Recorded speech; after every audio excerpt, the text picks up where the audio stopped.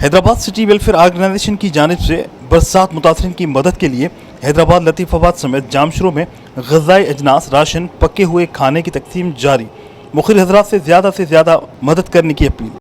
Hyderabad city welfare organization के सदर असलम खान देसवाली ने बताया कि हालिया होने वाली बारिशों के बायस तबाहकारियों ने इंसानी अलमिया जन्म लिया है और लाखों अफराद बेघर होकर कसम परस्ती की ज़िंदगी गुजारने पर मजबूर हो गए हैं, जिनके पास खाने पीने तक की अशिया मुयस्सर नहीं।